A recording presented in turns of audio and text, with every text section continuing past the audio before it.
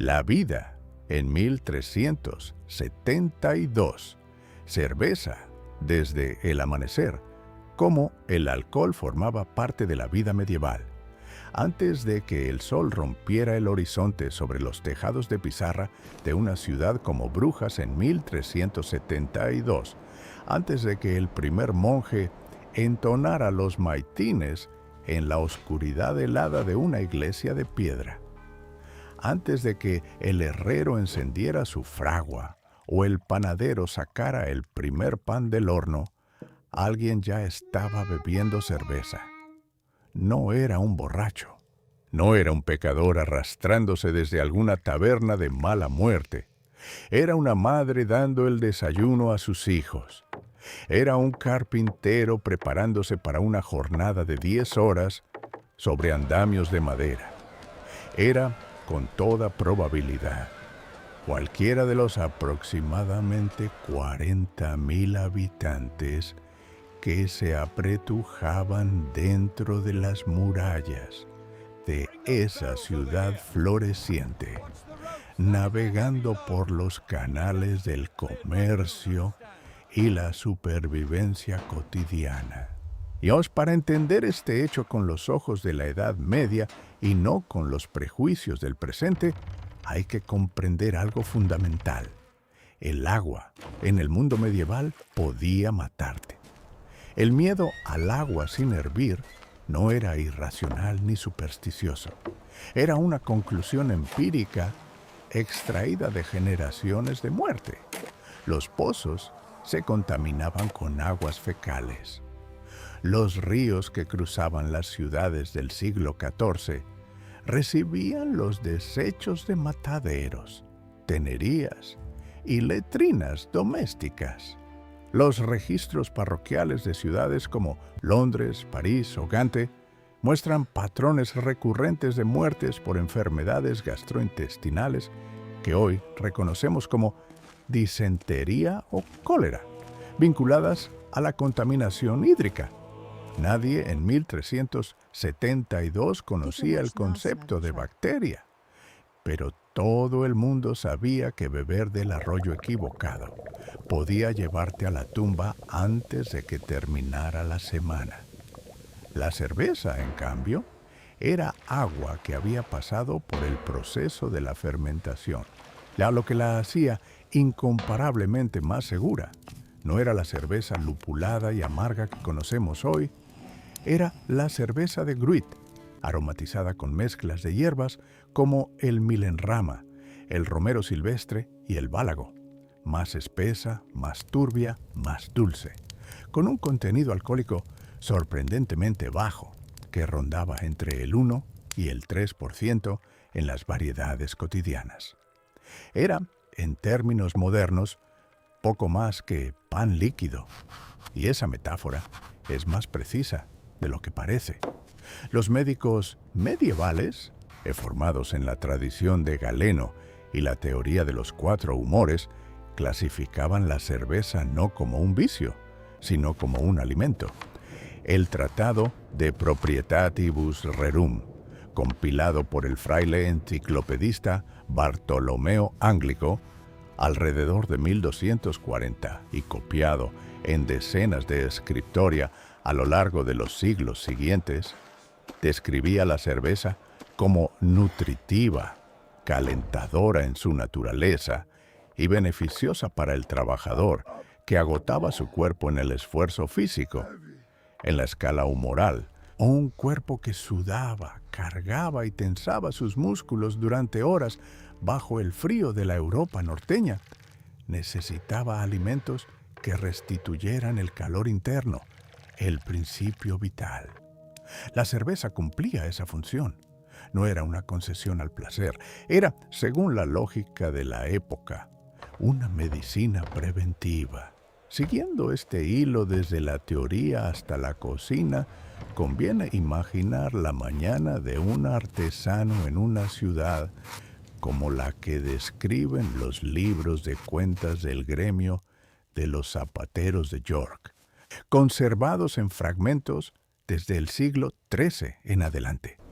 El artesano despertaba antes del alba, en una casa de 2 plantas, donde la familia entera dormía en el piso superior sobre jergones rellenos de paja y lana cardada. El frío de octubre se filtraba por los postigos de madera. Antes de encender el fuego, antes de atender a los animales o abrir el taller que ocupaba la planta baja, tomaba lo que las fuentes flamencas denominaban cervoise o cerveza de mesa, servida en una escudilla de madera o en un cuenco de cerámica vidriada.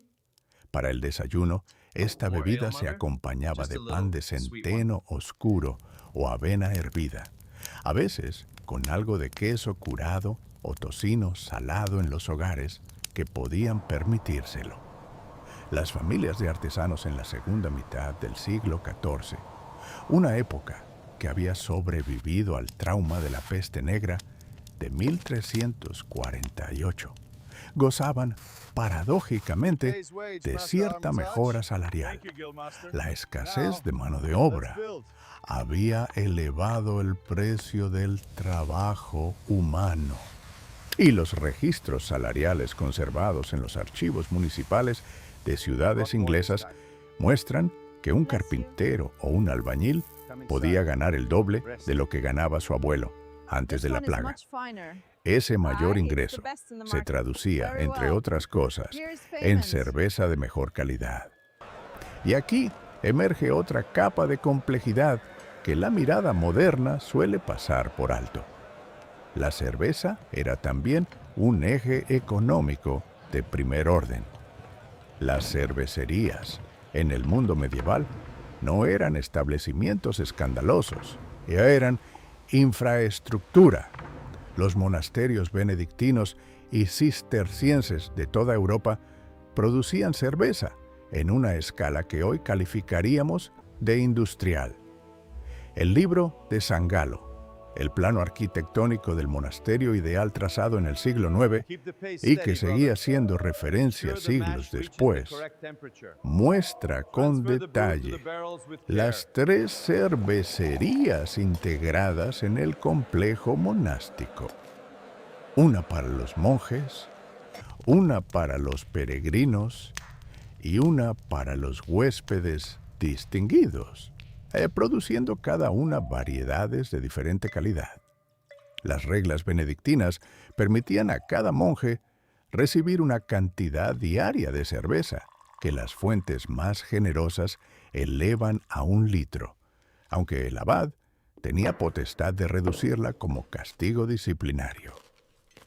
Era parte de la economía de la vida comunitaria, igual que el pan o la legumbre. La abadesa Hildegard von Bingen, una de las mentes más extraordinarias del siglo XII, escribió sobre las propiedades medicinales de la cerveza con una especificidad que habla de alguien que conocía su elaboración de primera mano, recomendando variedades distintas para dolencias del estómago, fiebres y debilidades del corazón. Fuera de los muros monásticos, en las ciudades que crecían a lo largo del siglo XIV con una velocidad que las instituciones apenas podían acompañar, la producción de cerveza estaba fundamentalmente en manos de mujeres. Este es uno de los datos más subversivos y menos conocidos de la historia social medieval. La industria cervecera urbana era, en gran medida, un oficio femenino. Las fuentes inglesas llaman a estas mujeres alewives y aparecen con regularidad en los rolls municipales de ciudades como Oxford o Bristol, pagando multas por vender fuera de horario o por no respetar la Assize of Ale, la ordenanza real que regulaba el precio y la calidad de la cerveza desde 1267. Esta ley es en sí misma un documento de inmensa riqueza histórica. Establece que el precio de la cerveza debía fluctuar según el precio del grano, creando un mecanismo indexado que protegía al consumidor en tiempos de escasez. Un inspector real, el All Taster, o degustador de cerveza, tenía la autoridad de visitar cualquier establecimiento, probar el producto y multar a quien vendiera cerveza aguada o a precio excesivo. El cargo sonaba festivo. La realidad era una forma de policía económica. La transición tecnológica más importante en la historia de la cerveza medieval ocurrió precisamente en el siglo XIV y es apenas visible si uno no mira con atención. La adopción masiva del lúpulo.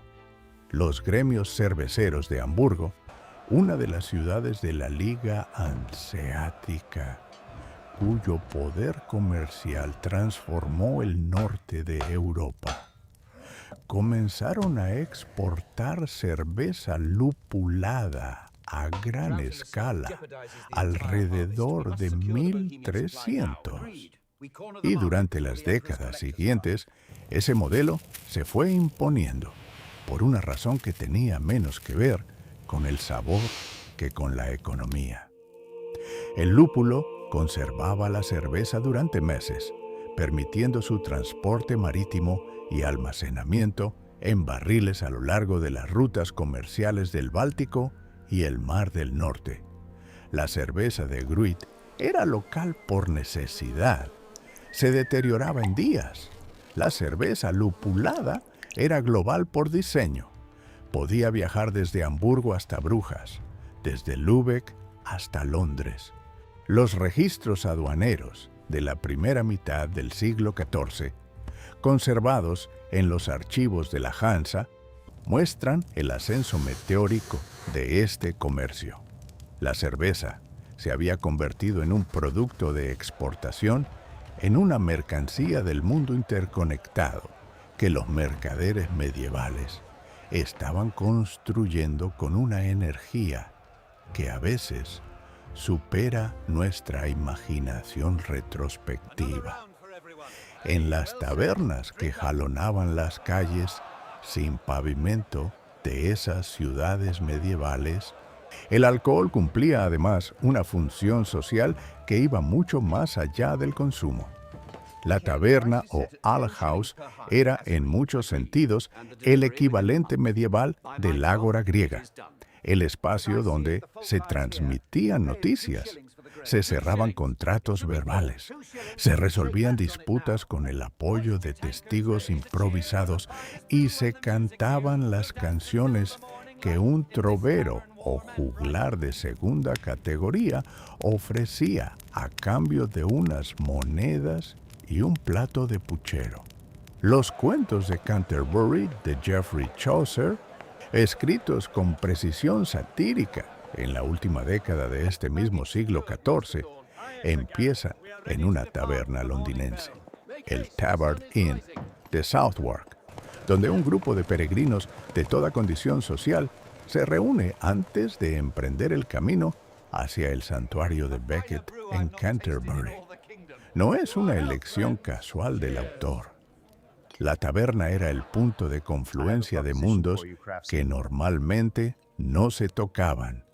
El caballero deudor que fingía paciencia, el monje gordo que prefería el asado al ayuno, o la viuda de Bath que había enterrado 5 maridos y conocía bien el precio del vino. En ese espacio, las jerarquías rígidas del orden feudal se ablandaban, al menos por el tiempo que duraba la copa. Y sin embargo, existía también el vino, y con él una división de clases que el ojo medieval leía de un vistazo. El vino era el bebida de los poderosos.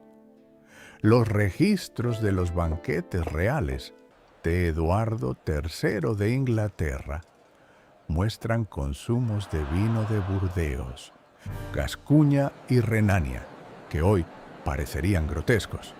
La nobleza que asistía a esos festines bebía en copas de plata o peltre, y el tipo de vino servido en cada momento del banquete seguía un protocolo tan elaborado como el orden de los asientos. Los registros de bodegas del castillo de Windsor en la segunda mitad del siglo XIV detallan importaciones regulares de vino en pipas, barriles equivalentes a unos 500 litros, con una frecuencia que habla de un consumo estructural, no ocasional. Los tratados médicos de la época, siguiendo a Avicena y a la escuela de Salerno, atribuían al vino tinto propiedades de fortaleza, calor y nobleza de espíritu que lo colocaban en el imaginario humoral, como el líquido más cercano a la sangre misma. Beber buen vino era, en cierto sentido, beber riqueza destilada. Pero incluso el vino tenía su lado oscuro. Las crónicas municipales registran con regularidad los altercados nocturnos, las peleas de taberna que escalaban hasta cuchillos y a veces hasta la muerte. Los registros del Tribunal del Rey de París, compilados en el primer tercio del siglo XIV en el Registre criminel de Châtelet, muestran que una proporción significativa de los crímenes violentos urbanos ocurrían en las horas nocturnas y guardaban relación directa con el consumo excesivo de alcohol. No era un problema reconocido en los términos en que lo reconocemos hoy. La Iglesia predicaba contra la gula y la embriaguez como pecados capitales desde el púlpito de todas las parroquias. Pero la misma institución producía vino y cerveza en cantidades enormes, y ningún concilio sinodal propuso nunca abolir su consumo.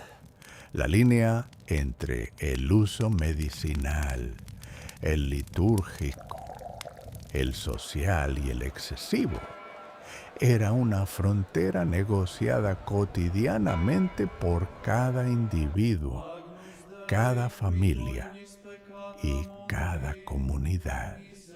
Había también una dimensión espiritual en todo esto que la sensibilidad moderna tiende a olvidar. El vino no era solo una bebida mundana, era la sangre de Cristo. Cada misa que se celebraba en las miles de iglesias medievales europeas involucraba la consagración del vino, la transustanciación que la teología escolástica había codificado con todo el rigor de Tomás de Aquino. El laico que se acercaba a comulgar recibía solo la hostia, reservándose el cáliz al sacerdote. Pero esa exclusión misma subrayaba la potencia sagrada del líquido. La controversia sobre la comunión bajo las dos especies, el pan y el vino, sería uno de los factores que encendería las llamas husitas en Bohemia apenas 30 años después del momento que estamos explorando.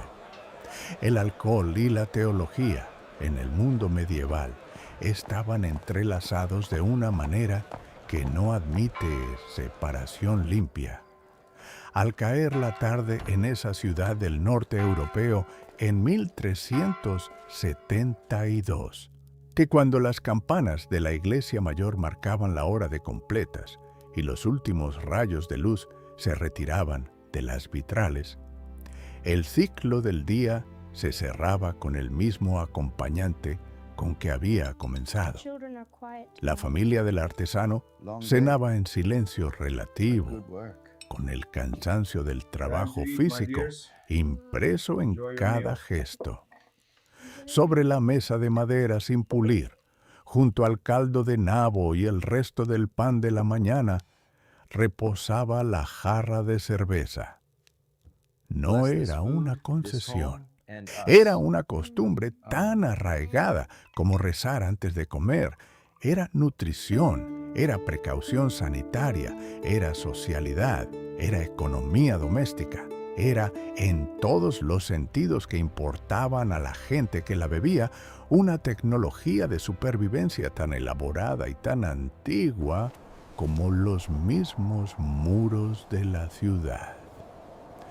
lo que más sorprende al asomarse a este mundo desde el siglo XXI no es la diferencia, sino la continuidad inesperada en las cervecerías artesanales que proliferan en las ciudades contemporáneas recuperan, a menudo sin saberlo, lógicas que los maestros cerveceros de Hamburgo o los monjes de Citeaux conocían de memoria. La importancia del agua local, la química del lúpulo como conservante, la variedad de cereales como fuente de complejidad. La próxima vez que alguien alce una copa en un bar de ciudad, quizás valga la pena recordar que ese gesto tiene más de 1000 años de historia detrás, tejida en los registros municipales, en los libros de cuentas monásticos, en los rollos gremiales y en las ordenanzas reales de una civilización que, lejos de ser oscura, era extraordinariamente precisa en las cosas que necesitaba para sobrevivir y para vivir. La Edad Media no bebía a pesar de sus dificultades. Bebía, en parte, porque había aprendido muy bien cómo funciona el mundo. Y ese aprendizaje, destilado gota a través de los siglos, llegó hasta nosotros.